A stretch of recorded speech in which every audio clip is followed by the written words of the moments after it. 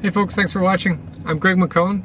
I am engaged in IT service management at work, where we try to improve the quality of the IT services delivered to our large complex organization.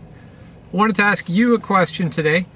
We're working on building our CSI register, our Continual Service Improvement Register, and on getting people engaged. So I wanted to ask you, what has worked for your organization?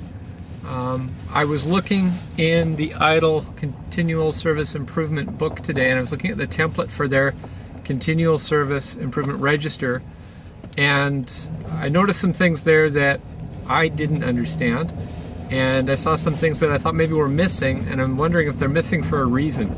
So if you have experience with ITIL Continual Service Improvement Register, I'd love to hear your comments. So comment below. What I saw when I looked at the template today was I saw that there was a date the improvement got recorded, and that made sense to me. That there was a requester, or the person who'd noticed the improvement and put it forward, and that made sense to me.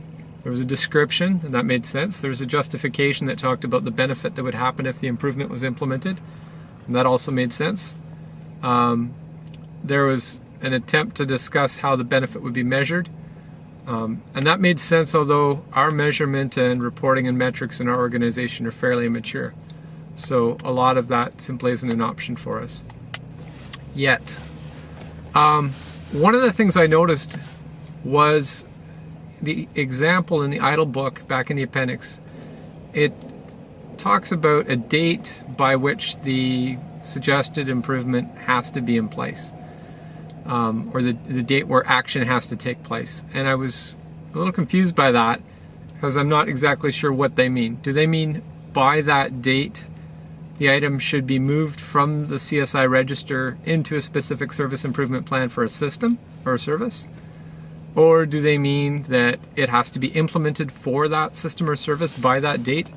And so I'm a little mystified, because I don't see how it's possible for a person, unless there's a service design owner, to make a suggestion and know when it needs to be implemented by. It seems a little ambitious, shall we say. And so I found that confusing. Another thing I found confusing is there wasn't a place in that example to record what the service was. So presumably there's printer services in your organization and server services in your organization, and maybe an accounting information system service and support, depending how you break it up. But there didn't seem to be a column that said this is for that service. So I thought that was a little bit strange, because I would expect that the CSI register exists centrally for all services in your organization, all IT services, that is.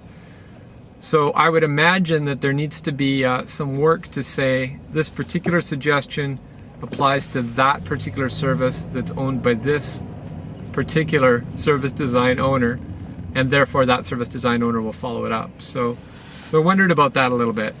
I wondered if maybe the example was from a much smaller organization where it was obvious that Judy would do these changes and Jeff would do those changes or those improvements. So if you have some suggestions about helping me understand that, that'd be good. I noticed the benefit talked about metrics and things that could be reported, but it steered clear from any kind of suggestion of monetary benefit or soft cost savings. So they could say it was going to be an N percentage improvement, but they didn't specify what that percentage was, so that it didn't look like it was really being measured. So why not? Why put it in there if it's not being measured? Why not just leave it blank? My experience with Lean has been that evaluating things as high effort, low effort, high value, low value, and just being forced to work with that, no mediums allowed, generates the gems that are high value, low effort, the quick wins that are low effort, low value, the projects that are high effort, high value, and the don't do's that are high effort, low value. And so to me, it's pretty effective And you can put that in front of anybody, and they can guesstimate with the best of us.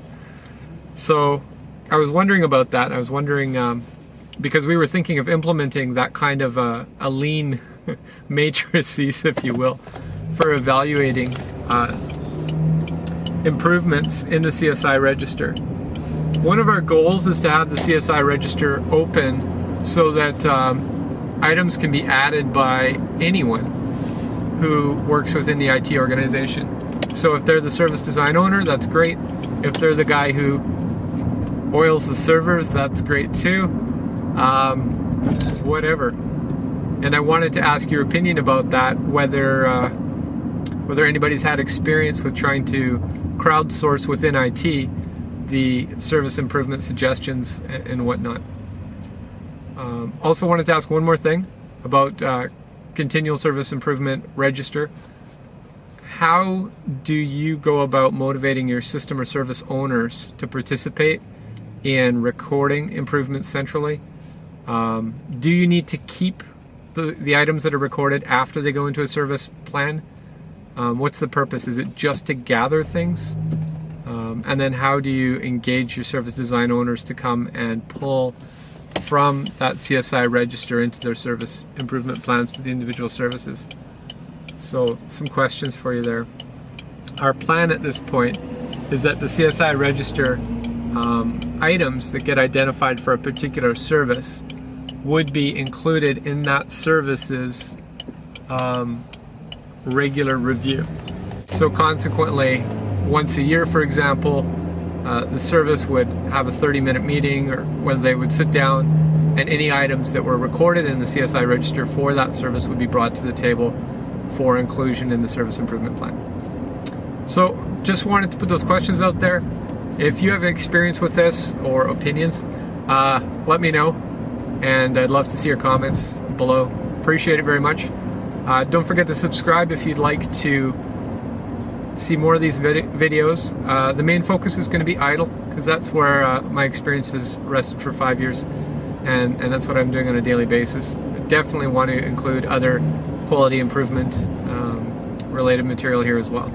So cheers, thanks for your time. I'm Greg McKone, and there's my question for IT service management for you today. All right, take care. Look forward to hearing from you.